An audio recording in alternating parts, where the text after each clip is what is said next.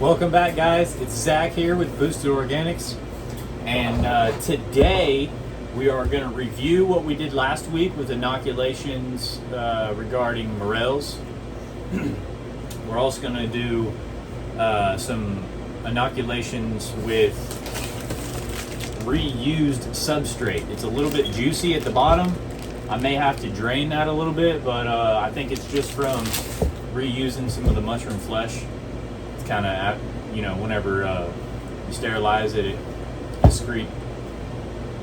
excretes the fluid that's already in the flesh. Anyway, all right, moving on. Today, again, Rufobrunnea. We are going to be looking at the colonization. Let's see if we can get this to focus. Colonization of Rufobrunnea. There we go. You can kind of see some of that. Stir it up a little bit. Last week it wasn't that thick when we were doing trials. This week it's a little bit thicker.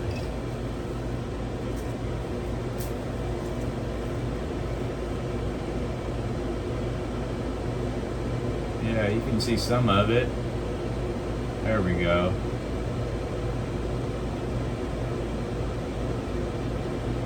Yeah, we got a lot of culture in there. So, last week, here, let me go get them.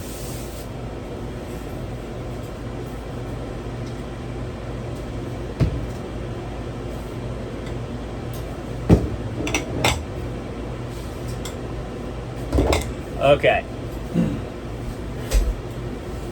For the last 2 weeks, what we've been doing, or what I've been showing you guys, educating you on, is the Morel mushroom trials.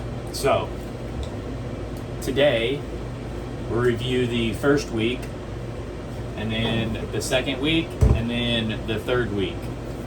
So, the first trial that I was successful in, colonization, Rufobrunnea, which is like a gray, white, it's blushing Morel, Morchella.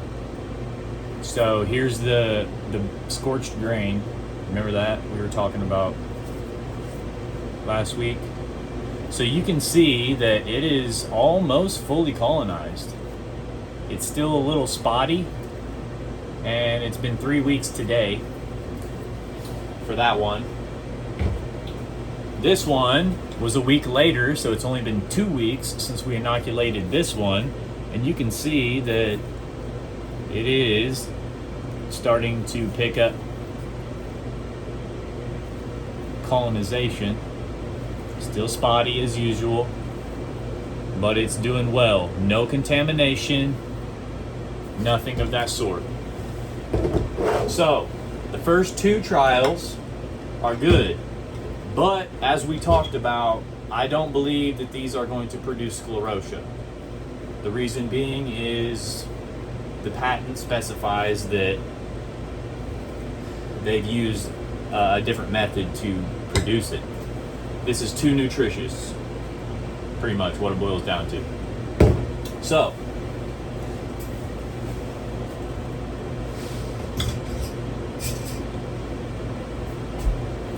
those are doing well, but it's just a trial. It's just for educational purposes for me, really. You know, just to see how this, the mushroom acts, how it grows, you know, how long the processes are in between colonization and sclerotia and all that stuff. I'm documenting my process in video format, and I'm also documenting my process in writing. So everything that I do is videoed and put on paper, or, you know, some stuff that I do is not videoed, obviously, but I write everything that I do down. Anything that I change, I write it down. And so, first 2 trials, success, in my opinion. Now, week 3, which was last week, got a surprise. So, now, this was the potting soil organic material, and this one specifically is the 4060, inoculated last week.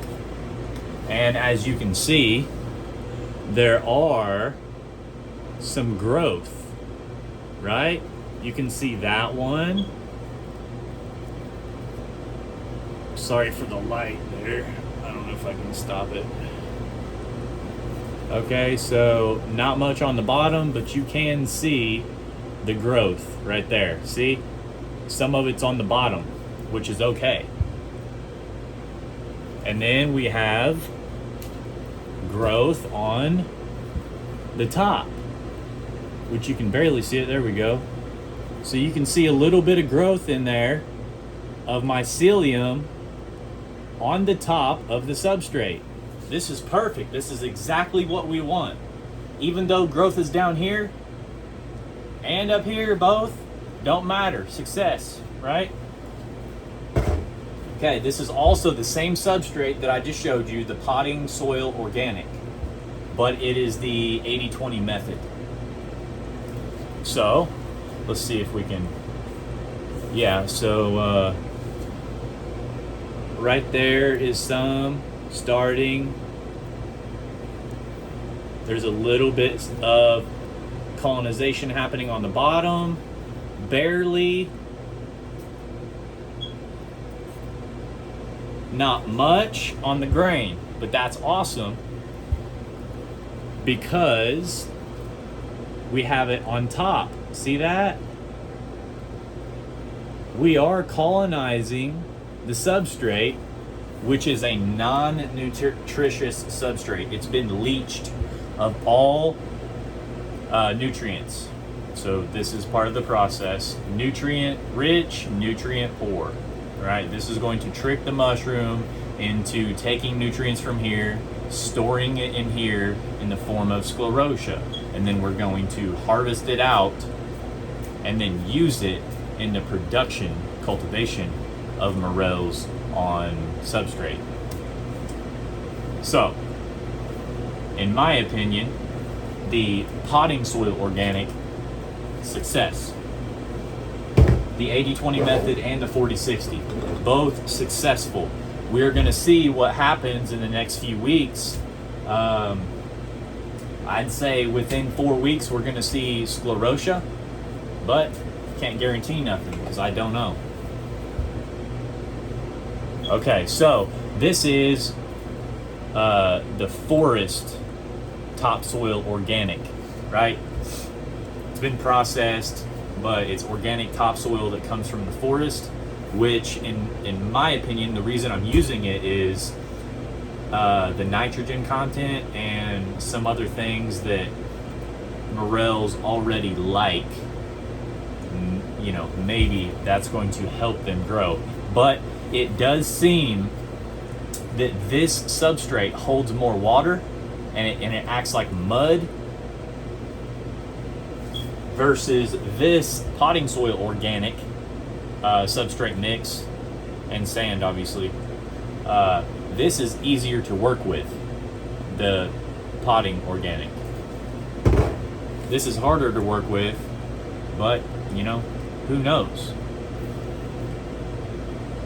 So we do have growth happening on the bottom there, as you can see it. And as we come around, there's a little bit more growth happening there, and you can see some on the bottom here. All right, that's awesome. Success again. And then up here, you can see a couple little bitty pieces in there of mycelium. Awesome. And then on this one, see here. Yep. So you can see it starting there and up here, and then also down in here, and then on the bottom you can see it. And then not much on top. I see a little bitty spot over here. I don't know if you can see that. Maybe not. It's so small. May not even show up on the camera. But anyway, all of them within 1 week have sprouted in colonization. So what I've noticed about Rufo Brunia specifically, just this is the only one that I've really gotten to colonize anything uncontaminated. It's got spotty growth everywhere, and it only grows up to a certain point, and then it kind of quits. And I don't know previously if that was due to contamination, because it was contaminated with bacteria, I believe. I don't know if it was contamination that was stopping the growth, or Morels just act like that because it's so nutritious they don't need to go anywhere, right? Don't know. But all 4 of those trials are successful this week, so awesome job.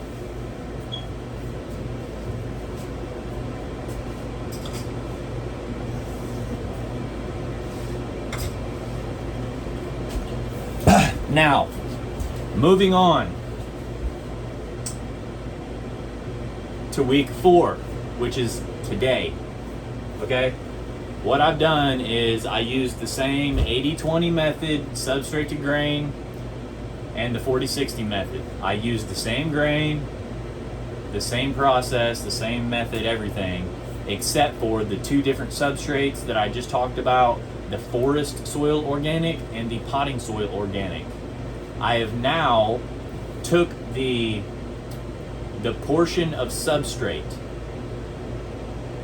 which is 75% of the substrate is soil, right? Organic material. The other 25% is sand.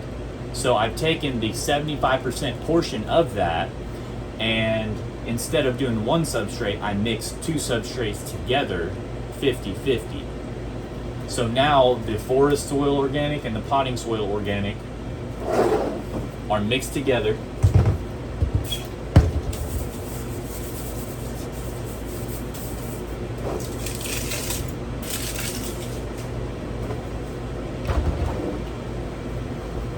And we have, it looks to me an okay substrate to work with.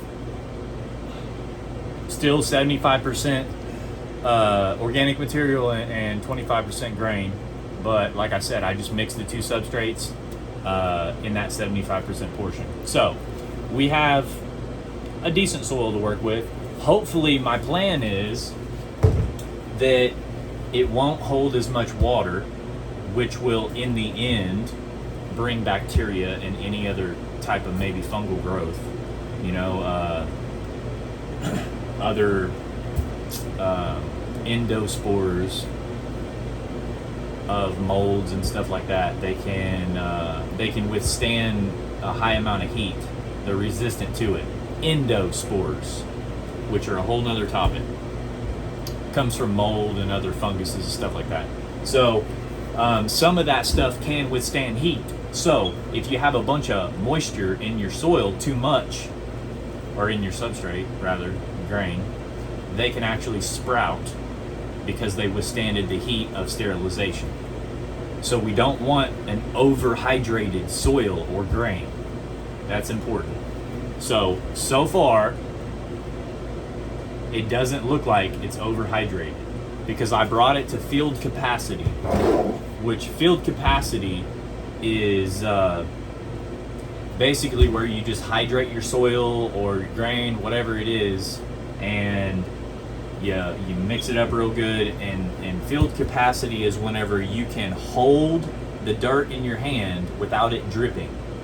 But when you give it a light squeeze, it gives a runoff of all the water that's inside of it. So field capacity is when you can hold soil in your hand and it doesn't drip at all.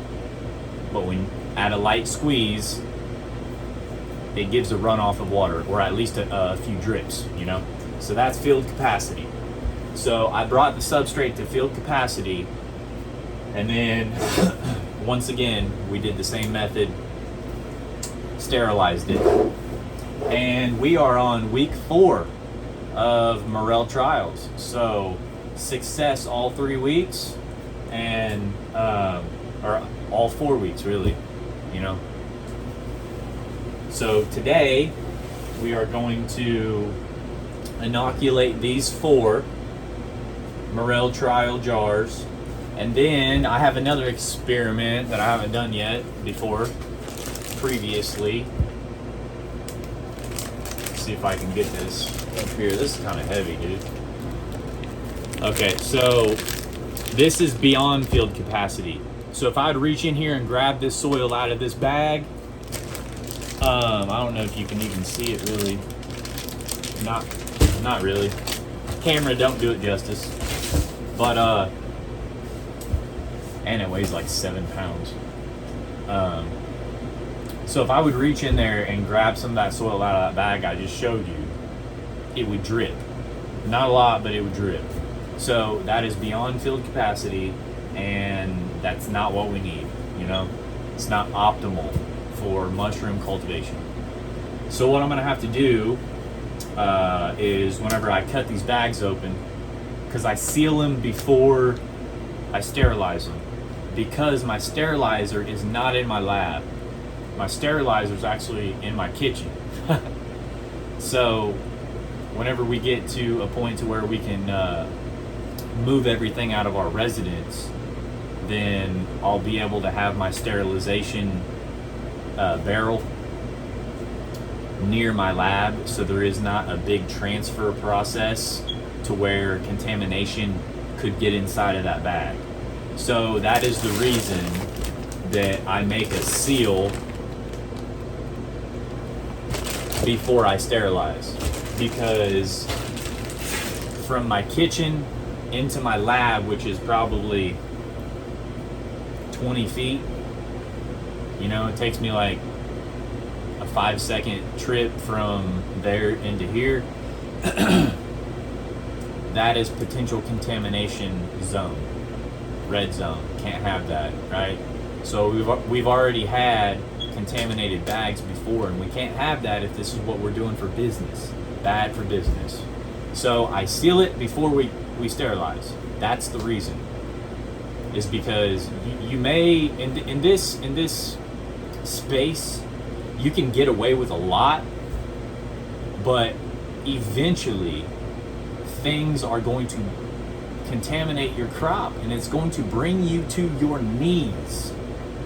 Trust me, I've been on my knees bawling like a baby because I thought I had these mushrooms under control, and it turned out I was cutting corners, I was skipping stuff, and I thought I had it under control. I thought, hey, I mastered this, right?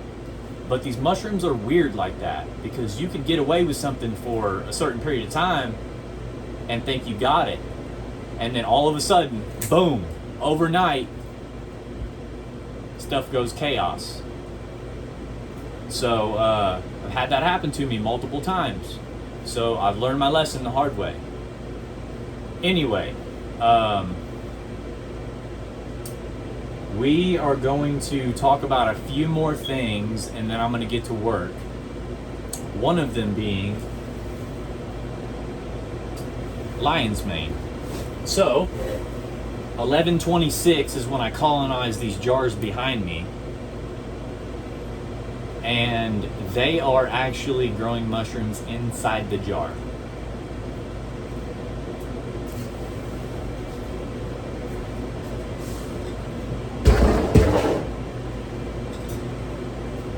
And what is that? 3 weeks ago? And it's already a full-on mushroom on top of my grain. I haven't really had that before. On grain, at least, no. I've had it on liquid culture and substrate before I put it from colonization to the fruiting chamber. But I've never had it on my grain like this. And you can barely see, lion's mane is really wispy white. So you can barely see its colonization. And at first, when I first started doing this stuff, I was like, man, why is it so anemic looking? And I did some research on that and found out that that's just how it grows. But this is a very strong genetic culture that I have of lion's mane, because it's only been 3 weeks on this grain, and you can already see that it is fruiting right on top of the grain, dude. Look at that, full on mushroom. Same thing with these other ones.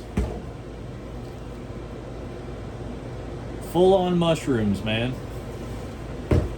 Right on top of the grain. So what this tells me is the genetic makeup of the lion's mane culture that I do have is very strong, because usually in the past it's always taken about 4 weeks for me to start to see them forming on top, but I've never had them form like that, because under the impression of 4-week colonization in these jars on the grain, it's only been 3 weeks. So I was expecting another week of growth on the grain before I would even take them out and inoculate substrate bags with them. And I have seen them start to fruit on grain, but I've never seen them be this strong and fruit after 3 weeks. Never have I ever. So I'm excited about that too, because now I know that I have now the strongest genetics of lion's mane that I've ever had. And that's just, you know,